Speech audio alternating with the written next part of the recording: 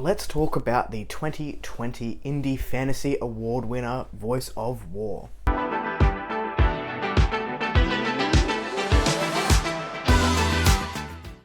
Hello everyone, welcome back to A Fictional Escapist. My name is Chris, and today's video is the Voice of War by Zach Argyle book review. This is Threadlight, book number 1. This was Zach Argyle's debut back in 2020, and it's full of action, adventure, and a great deal of heart, wrapped up in just under 400 pages.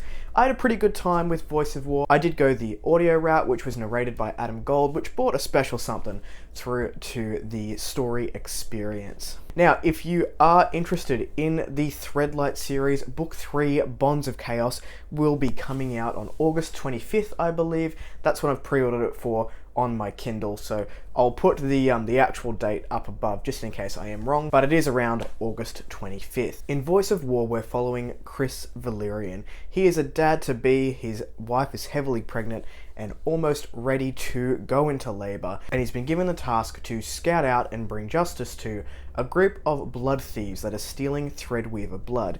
Now, threadweaving is the magic in this system. Basically, you use energy to push and pull, and there are two types of Threadweaver that we are introduced to initially. We have the Emerald Threadweavers and also the Sapphire Threadweavers. And they use Threadlight, and their veins glow when they use it, which is kind of cool. I really like that aspect of the magic system. So if they're pushing and pulling, if they're a Sapphire, they will glow blue, and if they are an Emerald, they will glow green. I don't know, to me that's really cool. I would like to see it in real life, just to be like, hello, I'm powerful. Veins of magic. More and more of these Threadweavers are going missing, and the investigation becomes quite dire.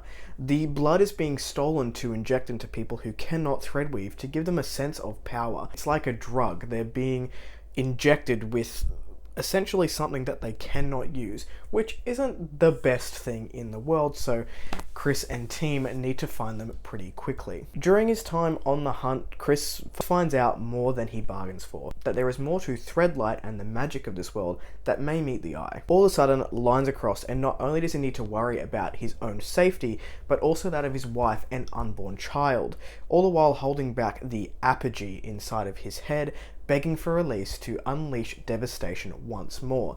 Now, I won't go too much into the apogee because that goes into spoiler territory. Just know that I love when main characters have a voice inside their head that may or may not be good. So that aspect I really enjoy. It's something that I've enjoyed in a lot of self-publish so far. So I really enjoyed the apogee aspect of our main character. Underlying this initial plot of essentially going around and trying to find the blood thieves and why they're stealing blood, we get this picture of threadweaving being more than meets the eye initially, and the history of threadweaving being largely hidden from our main character for all of his life. So we discover that the Emeralds and Sapphires are not the only ones to wield Threadlight, a lesson that becomes all the more important once his son opens his eyes and reveals his connection to the magic system. I should have mentioned that before. Threadweavers, not only do their veins glow, but Emerald and Sapphire Threadweavers will have those coloured eyes as well. When his son opens his eyes and it's not green or blue, but a colour he's only seen once before in someone who wished him dead, there is a bigger mystery to solve. Chris and family are forced to flee to not only save their son, but discover more about the past than is probably good for them. Laurel and Chris's story intertwine in a clash of chroma wolves and bloodlust, and we will get to the chroma wolves in just a moment because I love them. Now, there is a character that plays a part sort of in the second half of the story. I won't go too much into detail, but his name is Alvarax. He plays a much more sinister role and a darker role, having made some hard decisions due to the situation that he was in. Like I said, I don't want to say too much about Alvarax due to spoilers, but it is safe to say he is one to watch in the coming books. The standouts for me in A Voice of War were the magic system, the world building, and the scope of characters that we got to meet along the way within a fairly short fantasy novel. The magic system was simple enough to understand, yet complex enough to continue building throughout the story. So we're introduced to threadweaving initially. You've got two types that can push and pull energies, but the complexities of the magic and the underlying history of it do build throughout the story so that we get to understand that it is much more complex than we initially thought, but the reader was given that time to understand how it worked, which I really appreciated, particularly in a debut novel where sometimes you can be thrown in and sort of have to figure it out.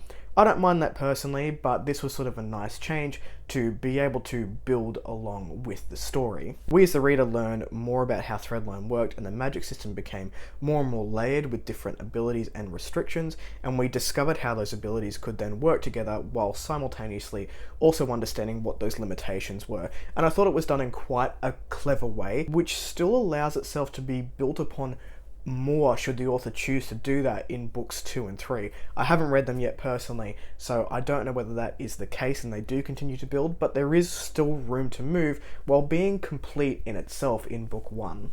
Now, in terms of the world building, this is probably the book that I've read this year that has the smallest world, but even though it is fairly small in terms of scale, what we do get is rich and vivid. We have this lush territory of the Fairenwild through the treetops, coupled with, grounded cities, which make this story feel alive. And that's all I can really say about the world. We see 2 or 3 different places, all within, a fairly small radius from what I gathered from book 1, but the world that we got was so rich that it didn't feel like we were limited in any way.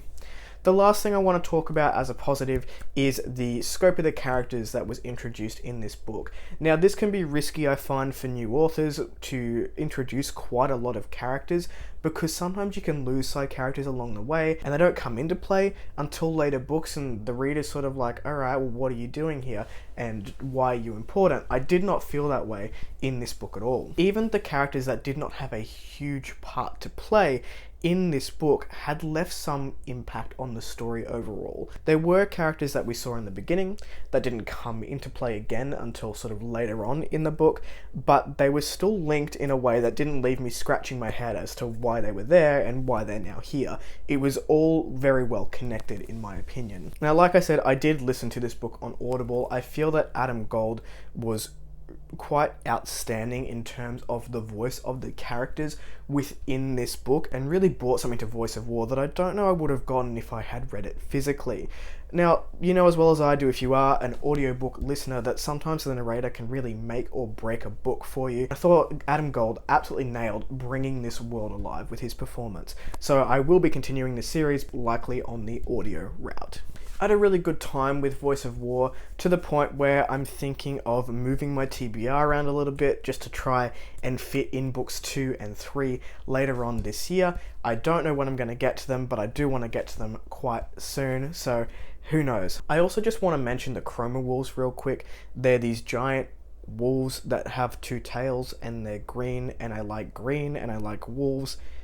Amazing. So they're sort of, I don't know if I would call them an animal companion. They weren't a huge part of the book, but I have a feeling that they will be later on in the series, because even though like a lot of the characters that were introduced in this book didn't have a huge part, but the part that they did play was quite impactful, so I'm hoping that we get to see some more Chroma Wolf action in the future. Have you read this one? Did you enjoy it? Let me know down below. If you like the content, give it one of these, and if you want to see more of it, then click subscribe at your will, and I'll catch you in the next video.